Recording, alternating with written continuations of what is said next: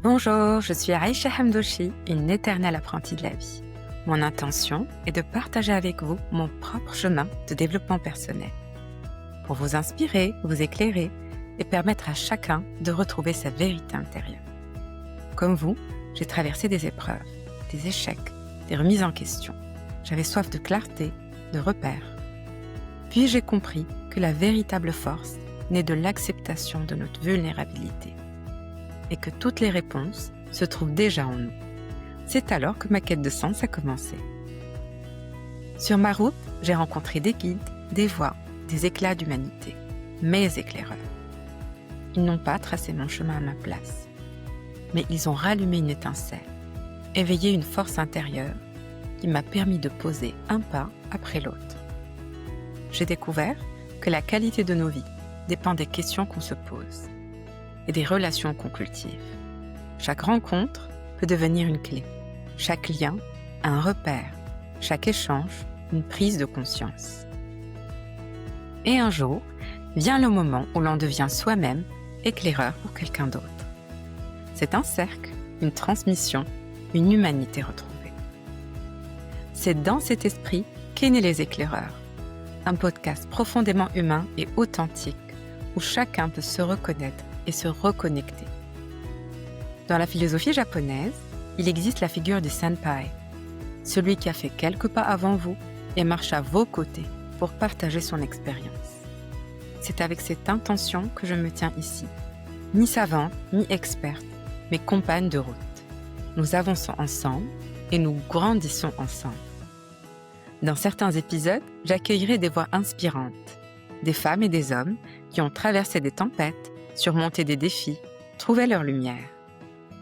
Ces conversations sont là pour nous éclairer, nous rappeler qu'il est toujours possible de se relever, de se réinventer, de se reconstruire.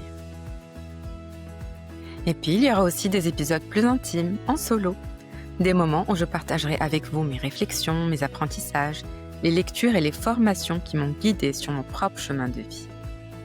Ce podcast s'adresse à celles et ceux qui cherchent des repères, un souffle d'espoir ou simplement la confirmation que leur chemin est unique et précieux. Mais surtout, j'aimerais que Les Éclaireurs soit un espace vivant et participatif, un lieu où vos retours, vos questions et vos suggestions enrichissent notre voyage. Ensemble, nous avancerons pas à pas, portés par les histoires, les mots et les voix qui éclairent le monde. Bienvenue dans Les Éclaireurs, un espace de lien et de transmission où chaque voix nous rappelle que nous sommes des êtres spirituels vivant une expérience humaine et que nous avons tous la capacité d'être la lumière sur le chemin de quelqu'un d'autre.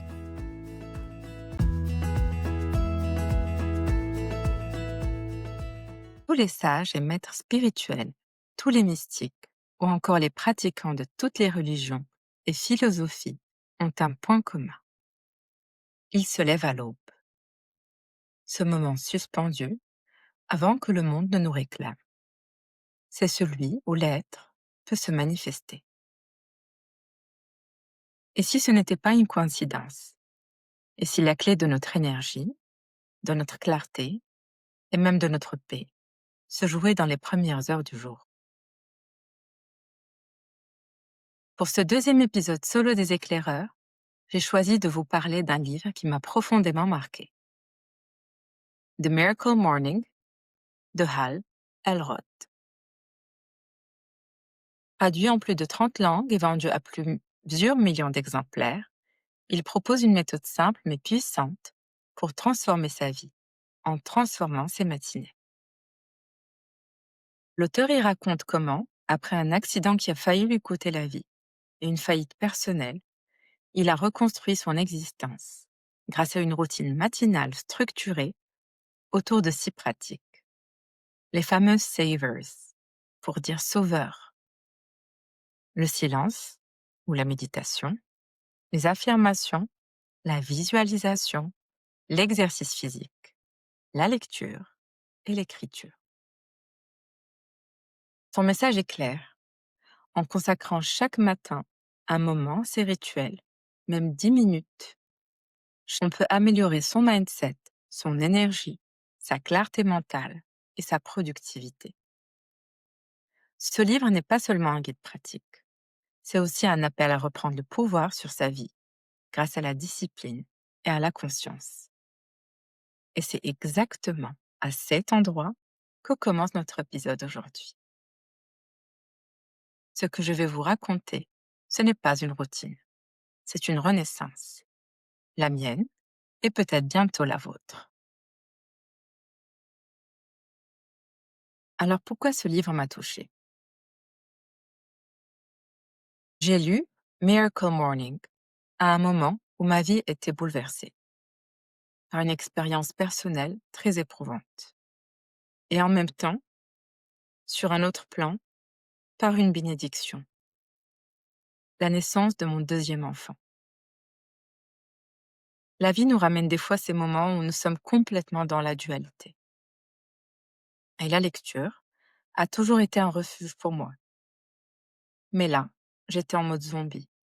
Je n'avais le cœur à rien. Alors ajoutez à cela un livre, et en plus une pratique, alors que j'avais 2 enfants en bas âge et que je vivais un chaos intérieur. C'était vraiment la dernière chose à laquelle j'aurais pensé. Je ne me souviens même pas comment je suis tombée sur ce livre et comment j'ai eu envie de le lire. Peut-être un coup de pouce de l'univers, une main tendue pour me relever, ou simplement l'instinct de survie. Ce livre ne m'a pas promis de faire plus en moins de temps. Il m'a proposé quelque chose de beaucoup plus précieux, reprendre du temps pour moi. Hal Elrod n'est pas un maître spirituel inaccessible. C'est un homme ordinaire, traversé par des épreuves extraordinaires, comme beaucoup d'entre nous en vivent. Un accident qui a failli lui coûter la vie, une faillite, ça peut arriver à n'importe qui. Des doutes, des peurs, des nuits blanches, nous avons tous connu ces états.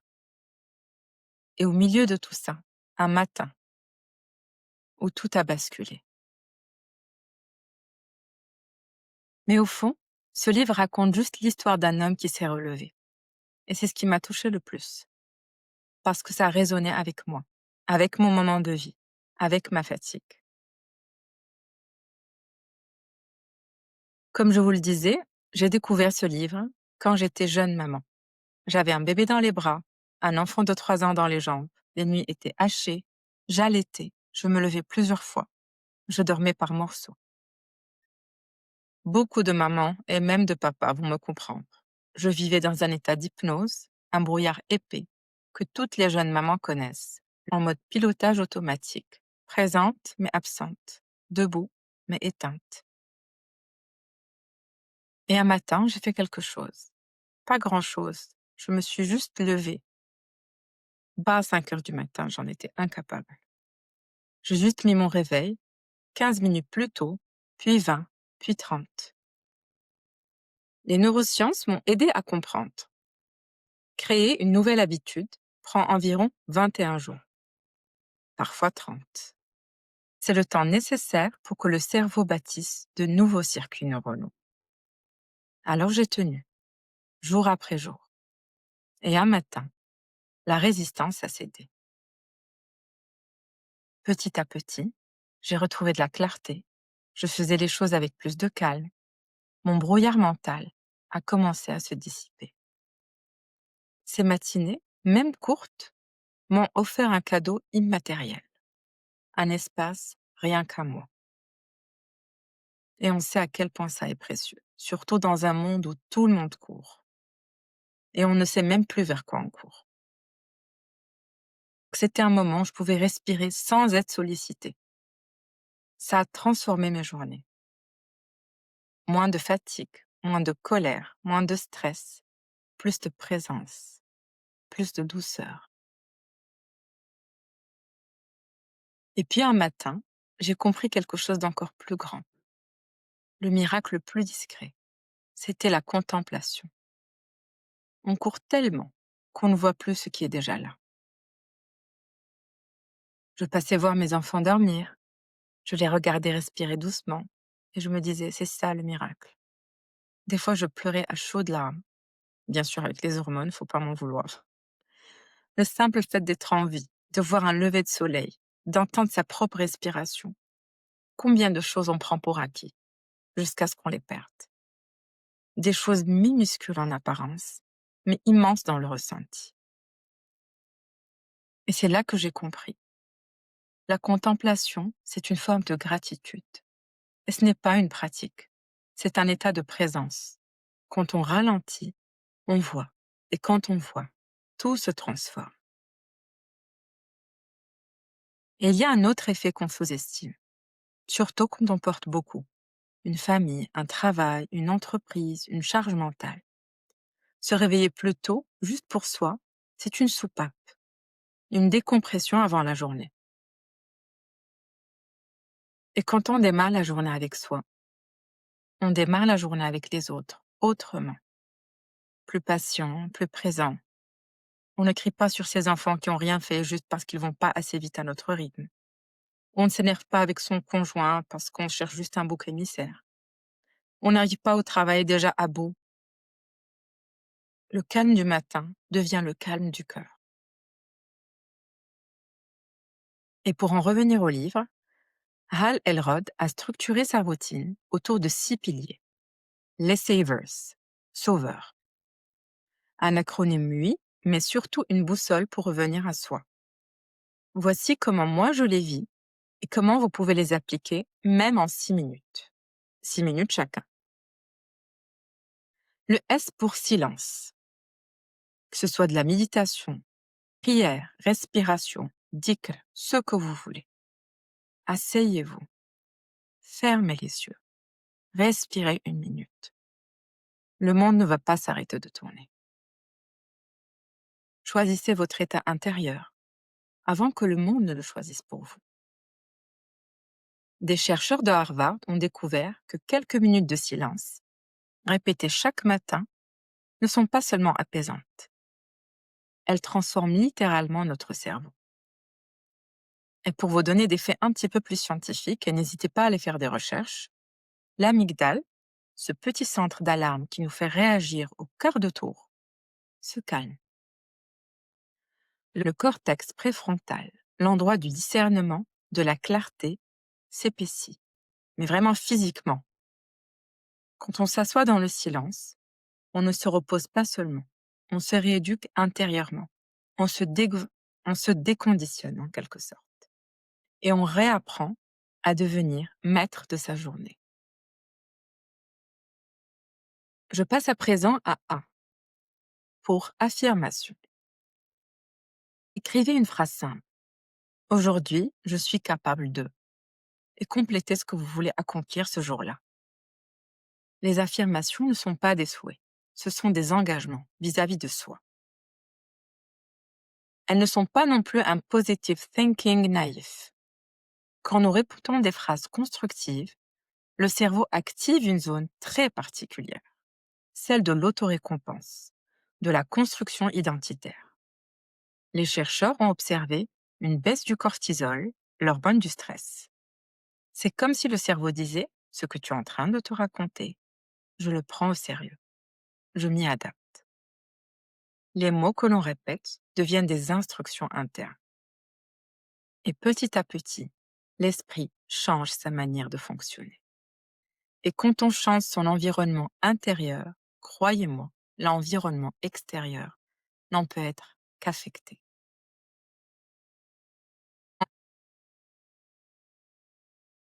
Ensuite, on passe à la troisième étape, la visualisation. Imaginez votre moment clé de la journée. Déroulez les étapes importantes pour vous, comme vous souhaitez exactement que ça se passe, comme si vous étiez le réalisateur de vos propres films. Il y a une vérité fascinante. Le cerveau ne distingue pas totalement ce qu'on imagine de ce qu'on fait vraiment. Dans une autre étude, certains participants imaginaient simplement contracter des muscles immobilisés. Et au bout de quelques semaines, ils avaient gagné de la force, presque autant que ceux qui s'exerçaient réellement. Visualiser, ce n'est pas rêver, c'est entraîner le cerveau à créer les conditions de ce que nous voulons vivre. Ensuite, la quatrième étape, l'exercice. Là encore, plusieurs études scientifiques démontrent que 10 à 20 minutes d'activité légère augmentent immédiatement la production de BDNF, une protéine qui agit comme un engrais pour les neurones. Les résultats, plus de concentration, de motivation, une humeur améliorée, des décisions plus claires, une meilleure capacité à apprendre. Donc une courte activité physique, même de 5 ou 10 minutes, agit comme un interrupteur. La cinquième étape, reading, la lecture. Des chercheurs de l'université d'Emory ont montré que la lecture régulière augmente la connectivité dans le cortex moteur, comme si le cerveau vivait l'expérience lue. Elle active aussi l'empathie, la pensée critique et diminue le stress. La lecture n'est pas un simple acte intellectuel. Quand nous lisons, nous nous ouvrons à d'autres mondes. Des zones du cerveau s'activent comme si nous vivions physiquement ce que nous lisons. Donc le choix de ces lectures est également très important. Et enfin, le scribing, écriture, parce que l'un ne va pas sans l'autre. Écrire une pensée, une gratitude. Pour moi, l'écriture a été une thérapie. Et là encore, plusieurs études universitaires le prouvent. Et ils ont démontré qu'écrire pendant 15 minutes par jour peut influencer ses pensées, peut réduire l'anxiété, améliorer l'immunité, augmenter la clarté décisionnelle et diminuer le stress émotionnel. Parce que l'écriture force le cerveau à organiser ce qui est confus. Imaginez que vous êtes dans une maison qui est complètement sans dessus-dessous. Comment vous voulez évoluer? Mais mettre des mots, c'est ranger les idées. Et ranger les idées, c'est reprendre le contrôle. Et si vous n'avez que 6 minutes, faites 1 minute de chaque. Le 6 minutes miracle apporte déjà la plupart des bénéfices. Et je vous entends déjà objecter, comme ces petites voix qui étaient dans ma tête quand je venais de démarrer ce rituel. Je ne suis pas du matin, j'ai besoin de mes 8 heures de sommeil, je suis un couche-tard. Je les ai toutes eues. Le mental adore ces excuses. Et ça, c'est du vécu.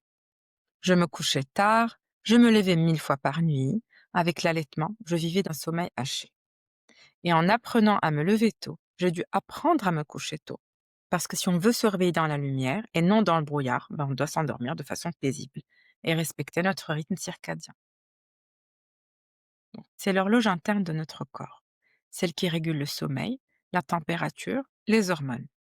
Elle fonctionne par cycle de 24 heures et elle aime la régularité. Et en plus, les heures entre 22 heures et 2 heures du matin sont celles où notre corps se régénère le plus. Réparation cellulaire, détox du cerveau, régulation hormonale. Hall le dit lui-même, un miracle morning commence la veille. Donc en plus du rituel du matin, on a aussi un rituel du soir. Donc 2 cadeaux pour le prix d'un. Quelque chose de tellement simple que la première fois que j'ai lu ça, j'étais sceptique, j'ai souri. Alors écoutez bien, parce que ce sont ces petites choses-là qui m'ont finalement le plus aidé, le jour où je me sentais au bout du rouleau. Le premier geste, c'est l'intention de la veille. Se dire doucement, presque comme une promesse, demain, je me lève pour moi. Pour partager avec vous ma petite astuce, mon premier réveil, je l'ai nommé rendez-vous avec toi-même. J'étais déjà moins tentée de me poser un lapin. Vous n'imaginez pas combien cette phrase prépare déjà votre cerveau. C'est comme planter une graine d'engagement avant même de dormir. Ensuite, mettez le réveil loin du lit. On connaît tous cette mauvaise habitude de réactiver le réveil chaque 5 minutes, le snooze. Si le téléphone est sous l'oreiller ou à côté de la table, c'est fichu. Alors obligez-vous à vous lever. Ce simple mouvement, sortir du lit, c'est déjà une victoire. Et puis tout de suite, sans réfléchir, allez vous brosser les dents. Je vous jure, ça paraît ridicule, mais ça marche. La fraîcheur dans la bouche, l'eau froide sur le visage, le cerveau comprend, ok, on est debout, on avance. Ensuite, buvez un grand verre d'eau. Pas du café, de l'eau. Votre corps en manque le matin. Beaucoup de fatigue n'est que de la déshydratation déguisée. Et si vous en avez la possibilité, offrez-vous un rayon du soleil. Soit sortez dans votre balcon, ouvrez la fenêtre, levez les yeux vers la lumière, même 30 secondes. La lumière du matin coupe la mélatonine, elle réveille le système nerveux et elle dit à votre corps, c'est le jour, c'est ton moment. Et de ma propre expérience, il y a quelques gestes simples qui changent tout. Et ça, j'ajoute des petits tips que moi-même j'ai vécu. Dîner léger. Votre corps ne peut pas se régénérer si votre estomac travaille encore en pleine nuit. Arrêtez les écrans au moins 1 heure avant de dormir. Je sais, c'est dur, mais la lumière bleue, elle trompe votre cerveau. Et si vous le pouvez, remplacez ça par de la lecture, même 10 minutes. Si vous êtes amateur de musique, mettez de la musique méditative, avec des fréquences qui vous glissent doucement en ondes θ. Vous en avez des centaines sur YouTube. Et surtout, déposez votre téléphone dans une autre pièce. Oui, oui, comme ça, vous n'êtes pas tenté. Prenez un vrai réveil, celui du coq. Vous vous rappelez quand on était petit, le réveil d'El-Farouj, qui faisait tellement de bruit que même les voisins se réveillaient. Celui qui existait avant que nos vies ne deviennent des notifications. Et pourquoi tout ça? Parce qu'on a aujourd'hui des études qui montrent encore que les ondes du téléphone, même quand on ne l'utilise pas, peuvent modifier l'activité électrique du cerveau et perturber la qualité du sommeil.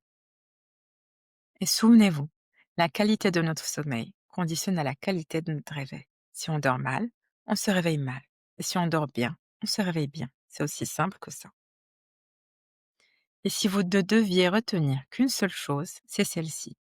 Ce ne sont pas les grandes décisions qui changent une vie. Ce sont les petits gestes qu'on répète, les petits pas quotidiens. Et pour vous accompagner encore plus loin, je vais très bientôt proposer des hypnoses guidées pour faciliter le sommeil. Et sur plusieurs thématiques au fur et à mesure des épisodes, et ces thématiques qui vous intéressent particulièrement, n'hésitez pas de m'envoyer des commentaires et je ferai de mon mieux pour y répondre. Vous pourrez les retrouver donc sur Spotify et sur YouTube. Ce sera mon petit coup de pouce pour vous aider à démarrer vos matinées dans les meilleures conditions. Reposé et prêt à accueillir votre Miracle Morning. Avec le temps, la méthode m'a apporté plus que de l'énergie. Elle m'a rendu à moi-même. Elle a apaisé mes pensées. Elle a réveillé ma créativité. Elle m'a ouvert des portes insoupçonnées. J'ai commencé à m'intéresser aux neurosciences, j'ai fait une formation, puis deux. J'ai commencé à m'intéresser au leadership de soi, au leadership intérieur. Pas ce qu'on écoute maintenant et tout ce qu'on voit qui est un petit peu galvaudé à la mode. J'ai compris ce que c'était la vraie spiritualité. Ça a aussi influencé mes relations et transformé ma façon d'interagir avec les gens. Ce rituel n'a jamais été une performance. C'est un geste d'amour envers soi-même. Alors maintenant, est-ce que vous êtes prêts pour commencer? Et je veux un grand oui. Alors je vous écoute. Êtes-vous prêts pour commencer? Alors faites-le doucement. 10 minutes, respirez, écrivez, lisez une ligne, observez ce qui change. Et tenez-vous-en à la règle du non-jugement, s'il vous plaît. Soyez indulgent avec vous-même. La discipline, ce n'est pas une punition, c'est une promesse. Et de ma propre expérience, 3 ans plus tard, je réalise que ce rituel était une graine plantée dans un moment de fatigue, de doute, mais qui n'a jamais cessé de germer. Ce qui change dans une vie, c'est jamais spectaculaire. Ce sont des petites pratiques faites avec sincérité, avec intention. Parce que parfois, il suffit d'une seule lumière pour éclairer tout un chemin. Et parfois, il suffit d'un seul matin, répété, pour transformer toute une vie. Merci d'avoir écouté cet épisode. J'espère que ça vous a donné envie de lire ou de relire le Miracle Morning.